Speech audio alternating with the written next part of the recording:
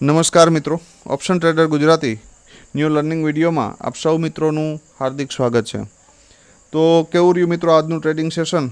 Profit કર્યો છે કે લોસ? કોમેન્ટ કરીને જણાવજો.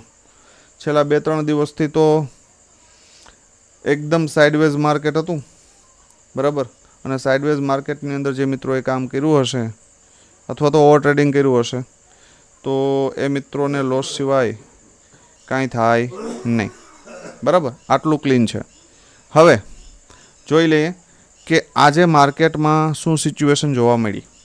માર્કેટ મોસ્ટ ઓફ મોર્નિંગમાં જ ઓપન થતાની સાથે ટોપ ઉપર ઓપન થયું. મતલબ કે આપણું જે રજિસ્ટન્સ હતું 24,425ની આજુબાજુ જ ઓપન થયું અને માર્કેટે એક જ જગ્યા ઉપર લગભગ 3 કલાકની રેન્જ બનાવી, બરાબર. અને એ રેન્જના બ્રેકડાઉન પછી જ માર્કેટની અંદર સારો એવો ફોલ જોવા મળ્યો, બરાબર.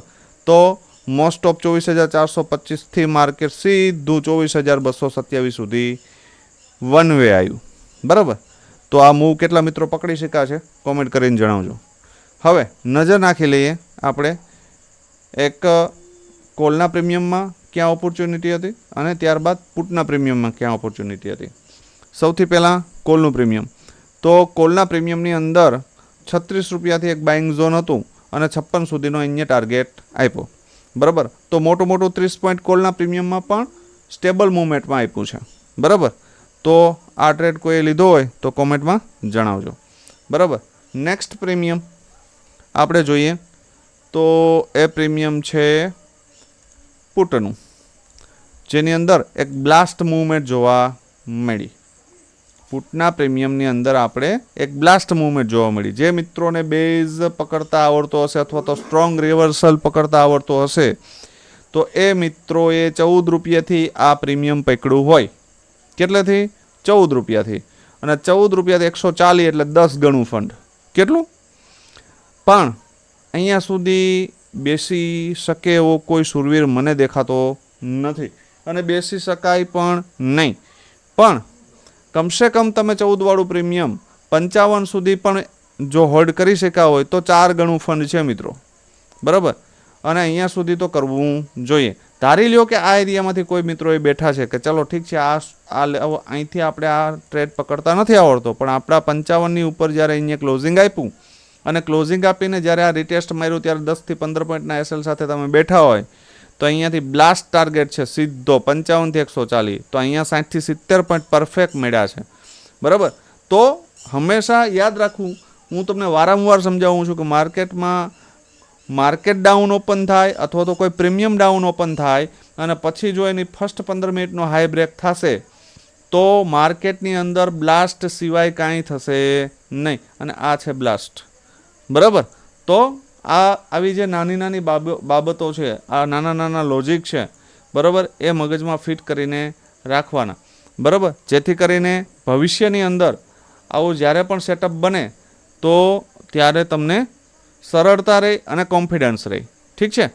તો આ તો વાત થઈ નિફ્ટીની. હવે એક આપણે સેન્સેક્સનું જે પુટનું પ્રીમિયમ હતું તેની અંદર કેવી મૂવમેન્ટ જોવા મળી તે એક નજર નાખી લઈએ અને ત્યારબાદ આવતીકાલે શું થઈ શકે તેના વિશે ચર્ચા કરીએ.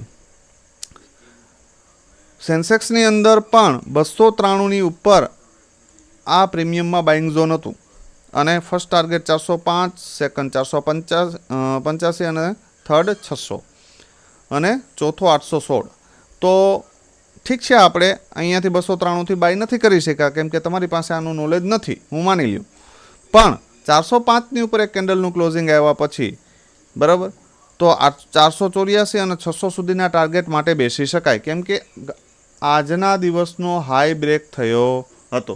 હંમેશા ડાઉન ઓપન થયા પછી ફર્સ્ટ 15 મિનિટનો જ્યારે પણ હાઈ બ્રેક થશે ત્યારે એની અંદર બ્લાસ્ટ મૂવમેન્ટ આવશે. મગજમાં ફિટ કરી લેજો આ વસ્તુ, બરાબર. હવે આવતીકાલે શું થઈ શકે એના વિશે આપણે એક ચર્ચા કરીએ કે ભાઈ નિફ્ટીની અંદર શું થઈ શકે અને આપણે કેવી રીતે કામ કરવું જોઈએ. હવે યાદ રાખજો ભાઈ, નિફ્ટીની અંદર જ્યાં સુધી નિફ્ટી 24,227 કયું લેવલ 24,227ની ઉપર ન નીકળે ત્યાં સુધી આપણે માનવાનું થતું નથી કે માર્કેટ ઉપર પણ જશે. બરાબર. મોસ્ટ ઓફ અત્યારે ગિફ્ટ નિફ્ટી 300 પોઈન્ટ ડાઉન દેખાડે છે. તો એનો મતલબ એ છે કે આપણું માર્કેટ પણ 300 પોઈન્ટ ડાઉન ઓપન થઈ શકે. આપણું ક્લોઝિંગ આવ્યું છે 150ની આજુબાજુ. બરાબર. અને 150થી નીચે 300 પોઈન્ટ એટલે લગભગ 23,930ની આજુબાજુ પણ ઓપન થઈ શકે. તો કોઈ નવાઈની વાત છે નહીં. પણ જો આ એરિયામાં ઓપન થાય તો ડાયરેક્ટ સેટઅપ બનાય નહીં અને આટલું ટોપ ઉપર બાઇંગ પણ કરાય નહીં. તો એક નાનું એવું રિટેસ્ટ 24,000 અથવા 24,050 સુધી આવે અને અહીંયાથી રિજેક્શન દેખાય તો ફર્સ્ટ ટાર્ગેટ 23,931 અને 23,783 સુધીનો આવી શકે. 1% માની લ્યો કે માર્કેટ આ એરિયામાં ક્યાંક ઓપન થઈ ગયું 24,072 અને 24,000નું લેવલ હોલ્ડ કરી લીધું. બરાબર. કેમ કે ગ્લોબલ માર્કેટ પોઝિટિવ છે. નેસ્ડેક છે, ડાઉજોસ છે, આ બધું પોઝિટિવ છે. માત્ર ને માત્ર ગિફ્ટ નિફ્ટી ડાઉન છે. તો માર્કેટની અંદર જો રાત્રે કોઈ વધારે બેડ ન્યૂઝ ના આવે અને થોડી થોડું સામાન્ય એવું ગેપડાઉન ઓપન થાય ને જો અહીંયા સપોર્ટ લે 24,072, બરાબર, તો અહીંયાથી એક સ્કેલ્પિંગ થઈ શકે 24,227 સુધી. આ સ્ટ્રોંગ રેઝિસ્ટન્સનું કામ કરશે ને જો આની ઉપર નીકળે તો 24,425 અને 24,585 સુધી જઈ શકે. ઠીક છે.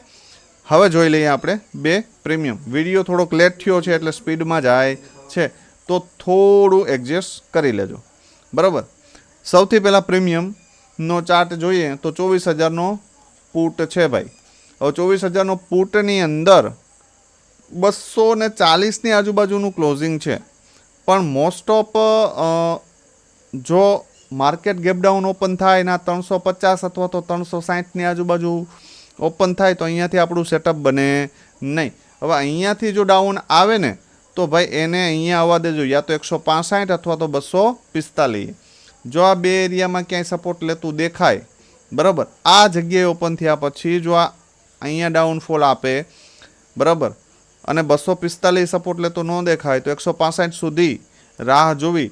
પણ 99% એટલું ગેપડાઉન પછી 245ને માર્કેટ બ્રેક કરશે નહીં. અને અહીંયા સપોર્ટ લેતું દેખાય તો 403 સુધીના ટાર્ગેટ છે આની અંદર. આ મગજમાં ફિટ કરી લેજો. ઠીક છે. ધારી લ્યો કે માર્કેટ ફ્લેટ ઓપન થયો અને આ એરિયામાં પ્રીમિયમ ઓપન થયું તો 165 અને 120 સ્ટ્રોંગ સપોર્ટ એરિયા છે માર્કેટ આ પ્રીમિયમ માટે. બરાબર. આની નીચે જાય એવી પોસિબિલિટી મને દેખાતી નથી. બરાબર. તો સ્ક્રીનશોટ મારી લેજો. હવે જોઈએ આપણે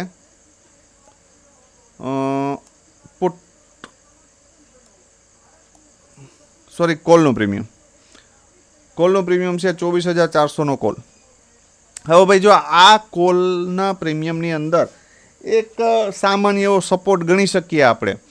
બફરિંગ લેવલ ગણીએ 137ની આજુબાજુનું ક્લોઝિંગ છે અને બફરિંગ લેવલ ગણીએ તો 130ની આજુબાજુ. બરાબર.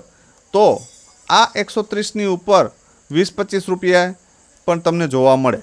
બરાબર. જો માર્કેટ ગેપ ડાઉન ઓપન થયું તો એવી કન્ડિશનની અંદર આ પ્રીમિયમની અંદર શું થઈ શકે, એક શું કહેવાય કન્ફર્મેશન તો નથી જ, આની પાસે બેઝ તો નથી જ, પણ ધારો કે ફર્સ્ટ 5 મિનિટની કેન્ડલ બની છે અને જો બીજી કેન્ડલ એ 5 મિનિટની કેન્ડલનો લો બ્રેક નથી કરતી અને જો ઉપર નીકળવાનો પ્રયત્ન કરે, બરાબર, તો આ લોના એસએલ સાથે એને બાય કરી શકાય અને ટાર્ગેટ 129 આવી શકે.